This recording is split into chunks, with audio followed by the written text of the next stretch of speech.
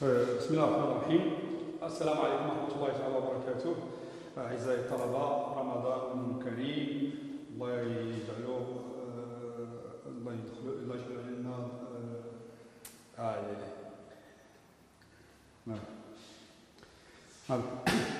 بسم الله الرحمن الرحيم. السلام عليكم ورحمة الله تعالى وبركاته.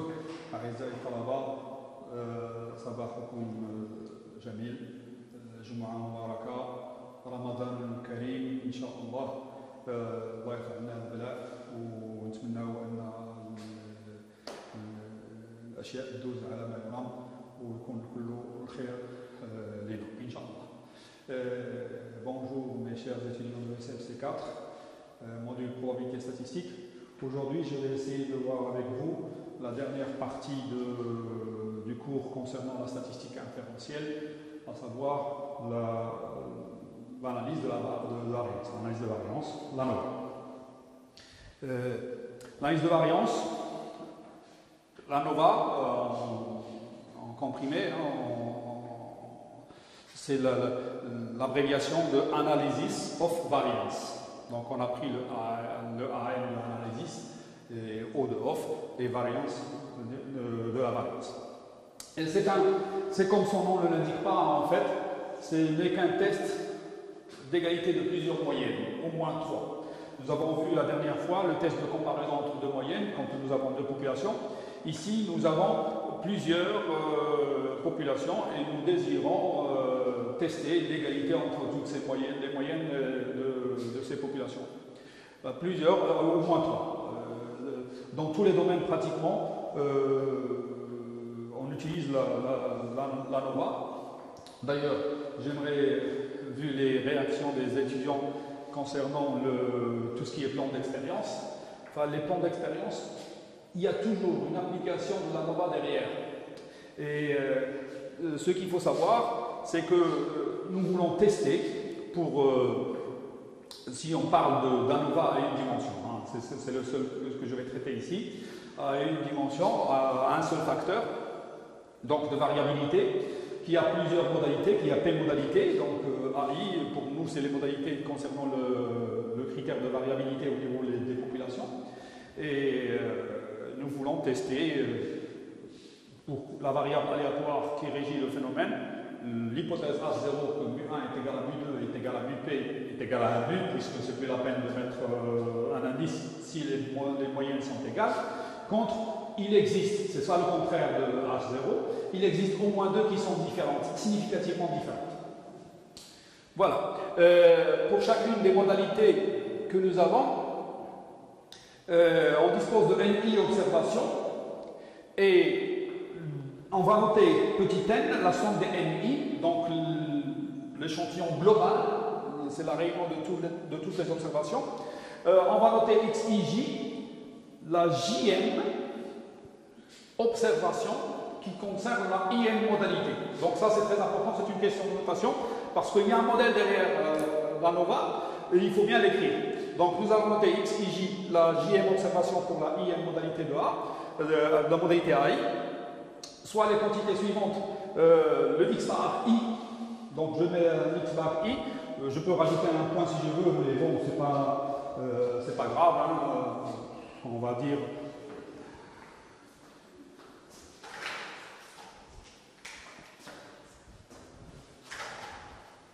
Je cherche des feutres, voilà, pour pouvoir écrire. X I bar.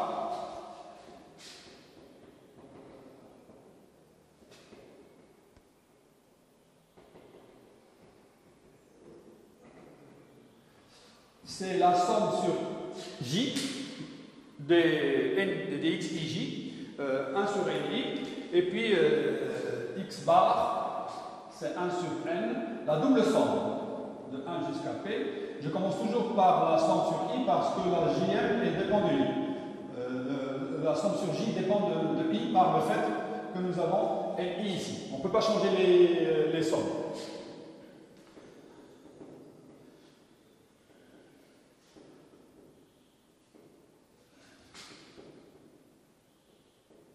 Donc ici c'est p.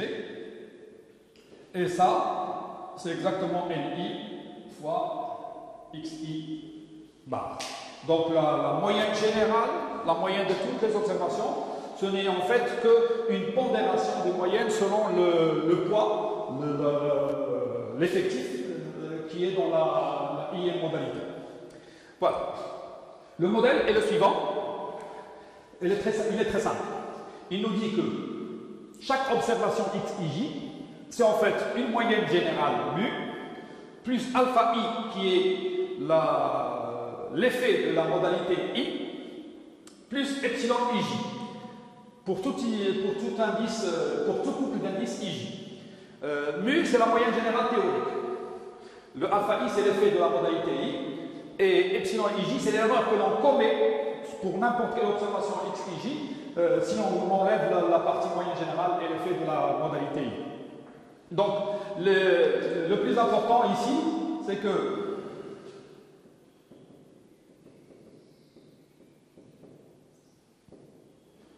ça, c'est des choses que l'on peut arriver à trouver.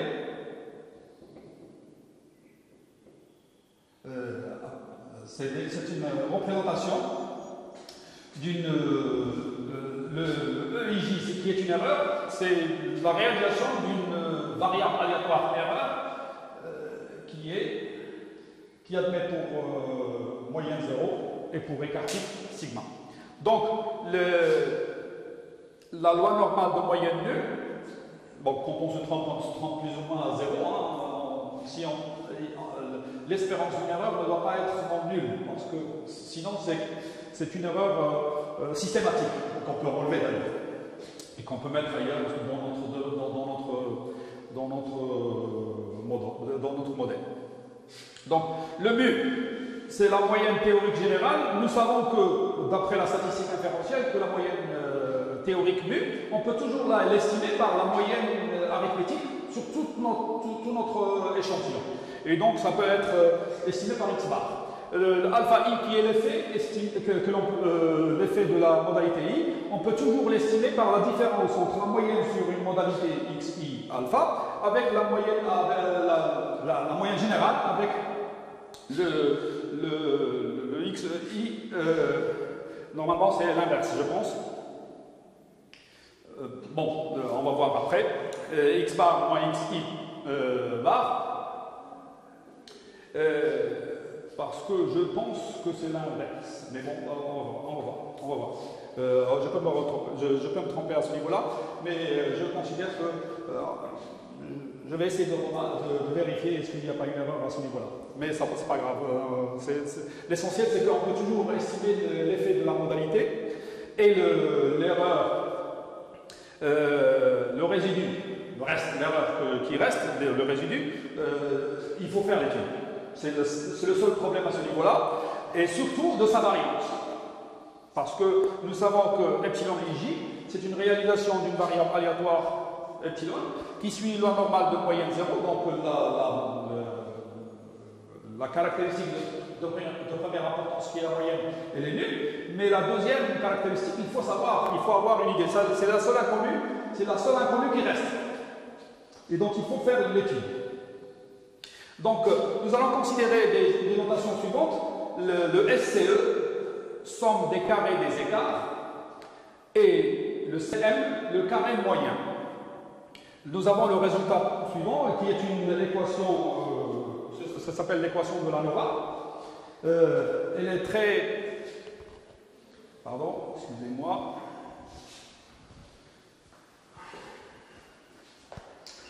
Elle est la chose la plus importante et c'est elle qui permet d'avoir une certaine la possibilité d'avoir la conclusion concernant ce que nous avons.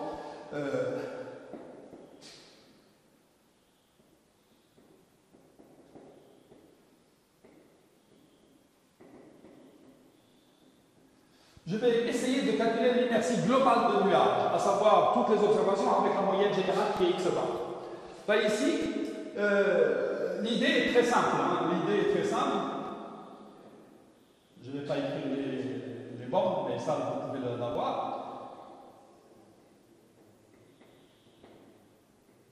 Je vais rajouter et retrancher xi bar.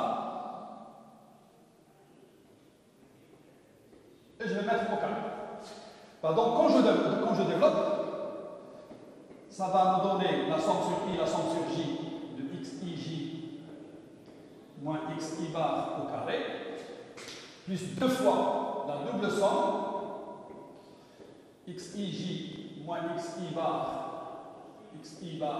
moins x bar, plus somme sur I, J, d'ailleurs, c'est toujours sur IJ, de xi bar moins x bar, le tout au carré.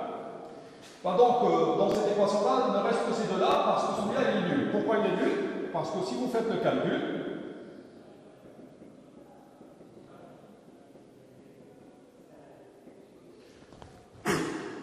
celle-là ne dépend pas de J. Donc, je peux la faire sortir.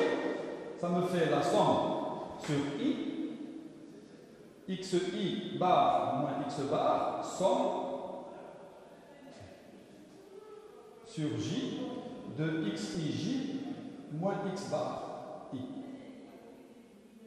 Voilà.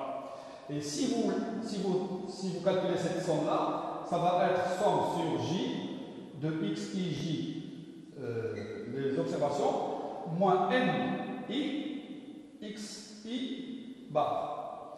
Et ça, c'est 0. C'est 0 parce que xi bar, c'est exactement 1 sur ni, somme des xij. Donc ça, c'est la double somme ici disparaît au profit du fait que c'est nul, et il ne reste plus que ces deux-là. Et puisque ici, il n'y a plus d'indice J, enfin, je fais la somme sur J de 1 jusqu'à ni, donc ça va me donner celle-là. Celle-là, ça va donner somme sur I, ni fois xi bar moins x bar, le tout au carré. Parce que l'indice J n'existe plus, donc la somme de 1 jusqu'à ni, ça fait ni. Ça veut dire que la somme des carrés des écarts global est égale à la somme des carrés des écarts résiduels plus la somme des carrés qui est due au facteur.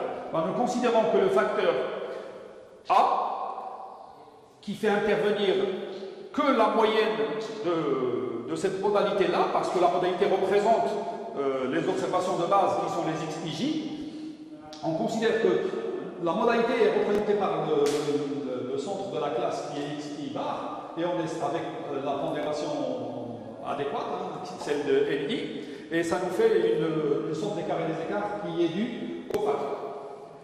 Donc ici, c'est la variation entre échantillons, parce que chaque échantillon est représenté par sa moyenne xi bar, et ici, c'est la résiduelle, c'est ce qui reste. La totale, c'est ce qui est dû au facteur, plus le reste de la résiduelle.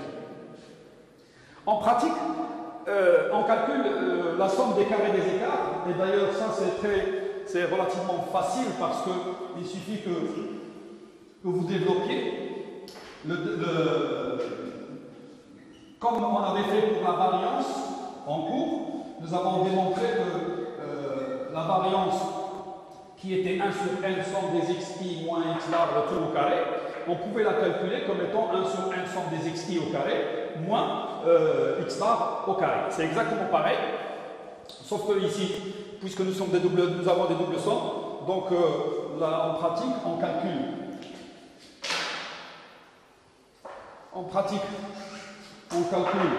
la somme des carrés des écarts total.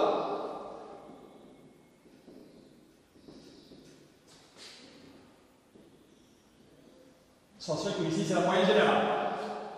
Et puis après, on calcule la somme des carrés qui est due au facteur. Donc c'est la somme sur ni xi bar au carré moins n fois x bar au carré. Je vous rappelle que n c'est la somme des ni, et donc automatiquement vous avez cette possibilité-là. Et la somme des carrés résiduels, c'est la différence entre eux. La somme des carrés des écarts total, on la calcule parce que c'est très simple, c'est relativement simple. C'est long, parce que quand on a des données, quand on fait les calculs, mais sachez que dans les calculatrices, vous avez la somme des carrés. Et donc, vous pouvez rentrer des données et essayer de regarder toutes les valeurs que vous pouvez avoir. Et donc, la somme quand vous rentrez toutes les observations, vous pouvez avoir les carrés et vous pouvez avoir la moyenne générale. Et donc, vous pouvez faire ce calcul-là. Et puis après, quand vous avez dans les modalités du facteur qui est étudié, donc vous pouvez toujours calculer les moyennes pour chacune d'elles et puis faire ce calcul-là. Et puis après, l'ensemble des carrés des écarts résiduels, vous pouvez le chercher. Une fois que nous avons calculé, si nous avons ça c'est très important, le modèle de base, nous avons vu qu'il y avait une hypothèse de normalité. Donc, généralement, quand on fait une ANOVA, il faut regarder les résidus, comment ils se font. Ça, c'est l'analyse de ces résidus-là, de ces erreurs-là. Il faut que ça représente une certaine forme de la loi normale. Que ça se contienne entre deux choses qui sont relativement à 95%, entre moins 1, la variable réduite, parce qu'elle est centrée.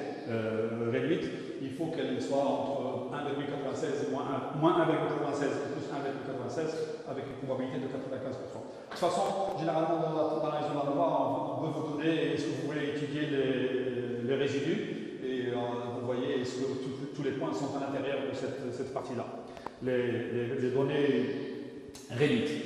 Et puis après, on détermine le carré moyen. Le carré moyen résiduel, c'est le carré moyen résiduel divisé par le nombre de degrés de liberté. Enfin, normalement, le carré, je vais faire l'inverse. Le carré moyen, pas l'inverse, mais le carré moyen total. C'est le carré moyen total, c'est la somme des carrés des écarts. La somme des carrés des écarts. La somme des carrés des écarts total sur n-1. Parce que ici, nous avons n observations globalement, mais nous avons estimé une moyenne. Donc nous avons perdu un degré de liberté. Ce qui fait qu'on doit le faire apparaître. Le carré moyen dû au facteur, c'est la somme des carrés des écarts dus au facteur sur P-1. Parce que quand je prends la somme des carrés des écarts dus au facteur, je n'ai plus que P observation, parce que ce sont les moyennes qui m'intéressent. Les moyennes XI bar, il n'y en a que P. Mais à partir des XI bar, il y a une liaison avec X bar. Donc je dois retrancher le degré de liberté qui est dû que le fait de connaître P-1 ici, je peux, et X bar, je peux en déduire la P. Donc normalement, on dit qu'on perd un degré de liberté. Et puis après, le carré moyen résiduel, c'est NR sur NP. Ici, quand vous faites la différence, il y en a, celle-là disparaît. Et donc, il va rester les N observations qui sont là, avec les P moyennes que j'ai estimées, parce que quand on fait la différence entre ces deux quantités-là, ces deux termes vont disparaître. Et donc, il va rester ça moins ça, que la partie qui est ici. Pour le carré moyen résiduel. Et pour chercher combien de degrés de liberté j'ai, il faut savoir que si je connais n valeurs ici, j'en ai estimé P. Et donc j'en ai perdu P degrés de liberté. J'en ai n moins P parce que j'ai estimé P valeurs à partir de ces n valeurs-là de base. Donc la théorie statistique, maintenant voilà les notations que nous avons. En statistique, en théorie statistique, nous avons dit, déjà quand on a parlé de ce modèle de l'ANOVA, nous avons vu que nous avions le mu qui peut être estimé par x bar, le alpha i qui est par x i bar moins x bar, ou x bar moins x i bar. Je vais vérifier ça. Là, je suis un petit peu perturbé parce que j'ai l'impression que je me suis fait. Non, je ne sais pas. On verra. Et puis après, le epsilon i, le EIJ, qui est l'erreur résiduelle, le résidu, qui suit une loi normale 0 sigma carré. Donc il nous reste le problème de sigma carré. En théorie statistique, le sigma carré admet une estimation fiable qui est celle-là.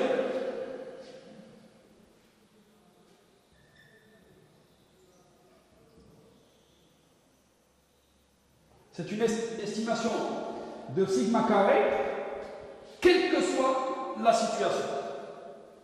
Et sous H0, toutes les moyennes sont égales. Mu1 égale mu2 égale mu p égale mu. Ça, c'est équivalent. On peut l'écrire comme ça aussi. Alpha I égale 0, quel que soit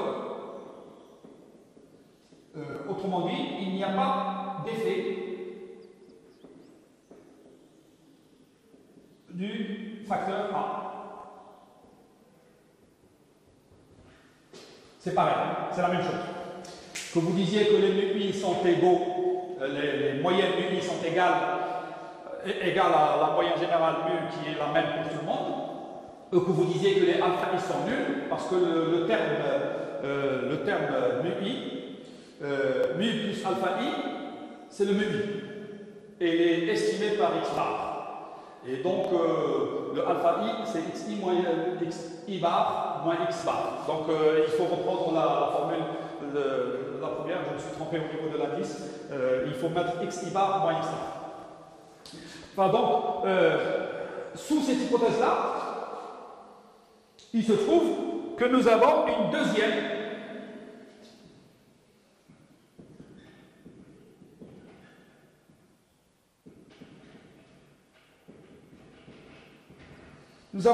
estimation qui est indépendante de la première et qui nous dit que le sigma carré peut être estimé aussi par le CMA. Et pour savoir et pour répondre à ces deux questions-là, il suffit de voir est-ce que les deux variables sont égales. C'est exactement ce qui correspond à un test de Fisher-Snedeker pour l'égalité de deux variances. Parce que normalement, nous avons deux variances. Une qui correspond à sigma 2 et une autre qui correspond à autre chose. Mais sous H0, elle correspond exactement à sigma 2. Donc, est-ce que c'est la même variance? D'où le nom de l'analyse de la variance.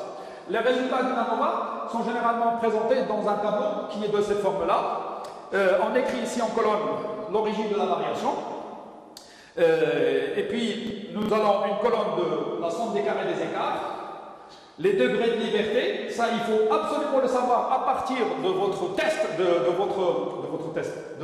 du texte de l'exercice que vous lisez, parce que c'est très simple, le calcul vous le faites, mais les choses concernant les degrés de liberté, vous devez les déduire automatiquement, très vite. Et puis les carrés moyens, ça veut dire que le terme qui est là, vous le divisez par celui-là et ça vous donne le carré moyen.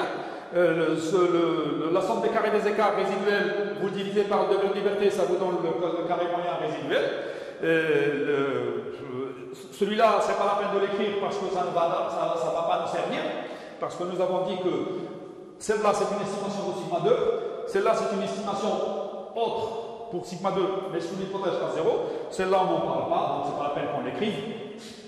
Et du moment que nous avons les deux estimations pour l'écart type sigma 1, pour l'écart type, pour la variance sigma carré, donc celle-là, elle est valable, fiable. Fiable, ça veut dire valable. Elle est intéressante. On peut la voir d'une manière tout à fait automatique. Et puis l'autre, elle n'est vérifiée, elle n'est valable que si H0 est vrai. Donc nous travaillons sous H0, CCMR. Donc le rapport entre les deux, c'est une loi de Fisher.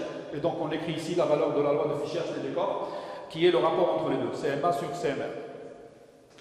Voilà. Nous allons faire un exercice pour finir. Un laboratoire pharmaceutique veut connaître l'influence de la dose d'un produit anti-inflammatoire sur la durée de résorption. Résorption, ça veut dire l'inflammation. 4 échantillons de souris ont été suivis. 3 échantillons ont reçu des quantités de produits 1 mg pour le premier échantillon, 0,1 mg pour le deuxième échantillon et 0,01 mg pour le troisième. Et le quatrième n'a rien reçu, c'est un échantillon témoin. C'est comme ça que se passent généralement les études sur le terrain pour des sociétés qui veulent avoir, pour savoir quelle est la bonne dose qui peut faire la différence. Regardez, qui peut faire la différence, parce qu'on cherche la différence significative. Est-ce que c'est la même chose? Sinon, ce n'est pas la peine que l'on fasse des choses comme ça, c'est très important. Les résultats sont donnés dans le tableau. Enfin, donc, nous avons pour chaque échantillon des mesures. Les mesures sont en heures, les résultats sont indiqués en heures. Enfin, faire la NOVA en rappelant le principe et conclure au risque d'erreur de 5%. C'est généralement notre possibilité de résolution, de travail au niveau statistique inférentiel avec la NOVA. Donc voilà, ici nous avons le A qui a 4 modalités. 4 modalités à 4, voilà, c'est le facteur A à 4 modalités. Le facteur, le témoin généralement, même quand on fait des trucs de médicaments, on lui donne un médicament qui n'a pas d'effet. On appelle ça le placebo. Le placebo, ça veut dire une forme de médicament. Un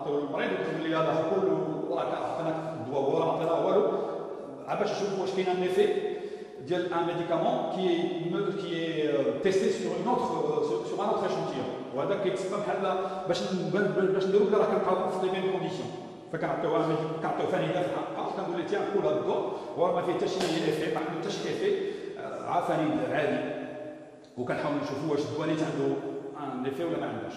C'est comme ça qu'on le fait généralement, mais quand on a plus que 3 échantillons, 3 ou plus, nous faisons la NOVA et c'est ce qu'on fait ici. Donc, ce qu'il faut savoir ici, c'est que N1, 1, 2, 3, 4, 5, 6. N2, 1, 2, 3, 4, 5, 6, 7, 8. N3, c'est 1, 2, 3, 4, 5. Et N4, c'est 1, 2, 3, 4, 5, 6 et 7.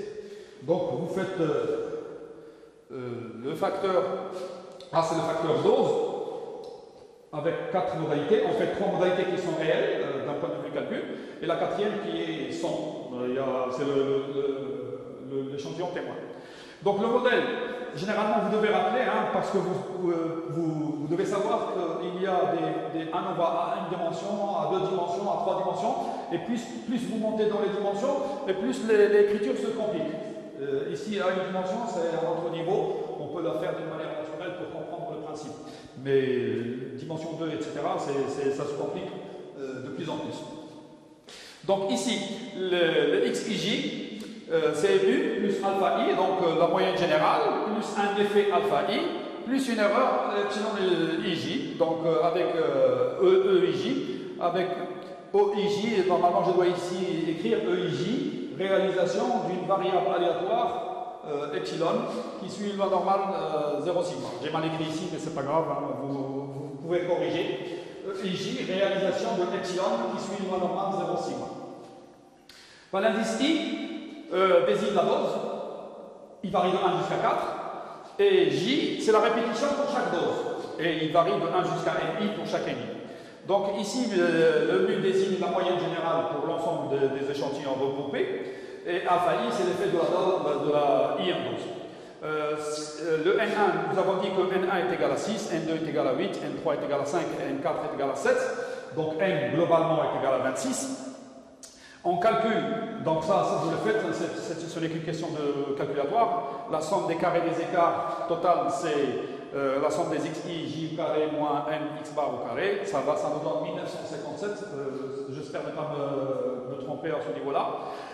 Et en utilisant les moyennes pour les différentes doses, la somme des carrés des écarts due au facteur, c'est la somme des ni, xi au carré, xi bar au carré, moins n x bar de tout au carré, c'est 443. On en déduit la somme des carrés des écarts résiduels, c'est la différence entre les deux, c'est 1514.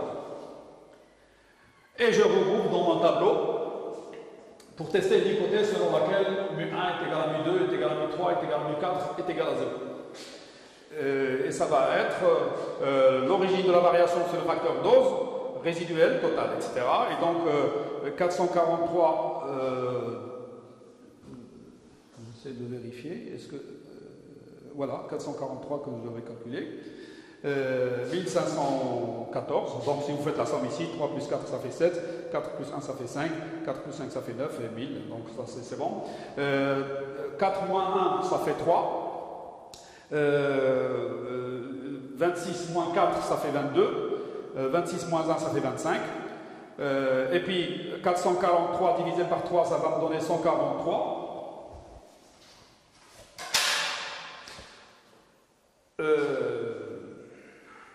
Donc 443 divisé par 3, c'est 147,66. Donc je vais écrire 148, hein, je ne suis pas à une unité près.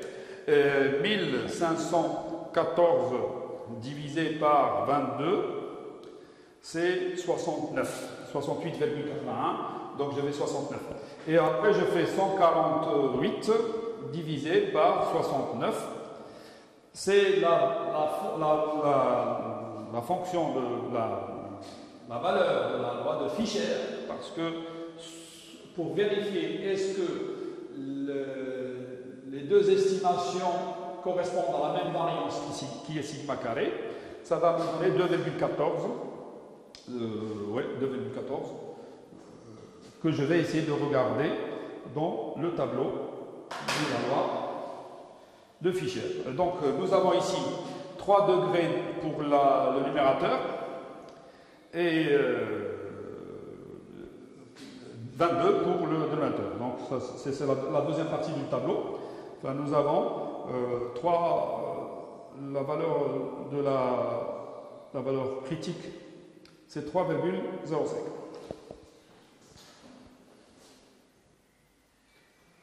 Voilà, la table de Fischer, c'est de corps à 3 et 22 degrés de liberté, donne pour le risque alpha de 5%, la valeur critique de 3,05.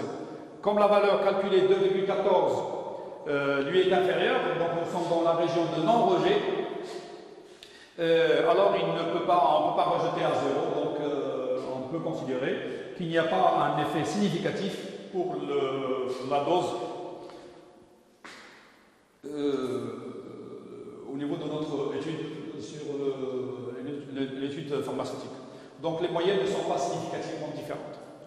Et il est à noter que l'estimation de sigma 2, ça c'est très important. Entre les deux estimations qui sont là, c'est celle-là qui est la meilleure, toujours. Parce que nous avons dit que c'était une estimation valable quelles que soient les hypothèses, alors que l'autre n'était valable que si les moyennes sont égales. Mais entre les deux, la meilleure c'est 69. Et d'ailleurs, elle est plus petite. Donc c'est une meilleure précision. Alors qu'entre les deux, il y a une acceptation de l'égalité. Mais on ne fait pas de manipulation comme on le faisait pour les tests de comparaison de deux moyennes. On ne peut pas dire que c'est les mêmes, donc on va faire parce qu'on va rien faire après d'ailleurs. Mais on va utiliser qu'une seule estimation pour sigma carré, qui est la meilleure, celle-là, qui est valable tout le temps. Donc c'est la 69.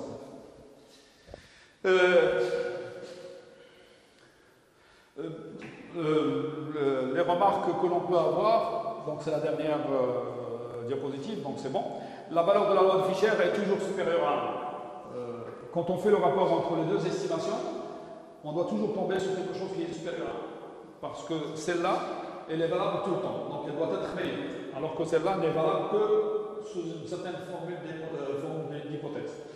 Si jamais, donc par le calcul, vous avez l'inverse. Vous avez celle-là plus petite que celle-là. L'estimation par le facteur, due au facteur, est plus petite que celle qui est résiduelle. Le modèle est faux. Le modèle est faux.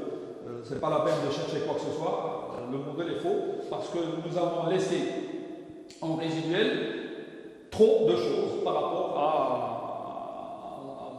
notre modèle. Dans notre modèle, nous avons laissé trop de choses pour le résiduel. Donc le modèle est faux. Et il faut ajouter des choses, il faut le regarder, il faut le reformuler, sinon ça n'a pas, il est inadéquat, il n'est pas bon. L'égalité des moyennes veut dire que le facteur A étudié n'a pas d'effet. C'est ce que j'ai dit tout à l'heure. Il y avait une équivalence entre les moyennes sont égales, les effets sont nuls. Alpha I sont nuls. Tous les effets alpha I sont nuls. Voilà, ça finit ma partie de statistiques inférentielles. J'espère que vous avez regardé ce que nous avons fait pour vous. Je répéterai toujours que le présentiel, il n'y a pas mieux. On vous voit, on essaye d'avoir vos réactions, de voir vos réactions, parce que vos réactions nous indiquent un petit peu le degré de connaissance que vous avez acquise ou pas, et on corrige en fonction de ce que vous nous posez comme question. J'espère que vous contactez vos camarades qui n'ont pas pu avoir ni Microsoft Teams ni YouTube pour que vous leur disiez que nous sommes en train de faire des cours. J'espère que ça va vous être utile. Portez-vous bien, prenez soin de vous. Bon Ramadan et au plaisir de vous voir. Je vais essayer maintenant à partir de chez moi, de faire des corrigés d'exercices et les faire passer, soit sous forme de fichiers photographiés sur Microsoft Teams, soit les mettre sur la chaîne YouTube afin que vous puissiez profiter de ces moyens-là, espérant que ça va arriver à bon port. الله يحفظكم من كل مكروه، الله يحفظ لنا البلاء، ونرجو نشوفوا قضيتنا ونتمنوا انكم تكونوا على في صحه جيده وتهلاو في صحتكم وفي حبابكم والسلام عليكم.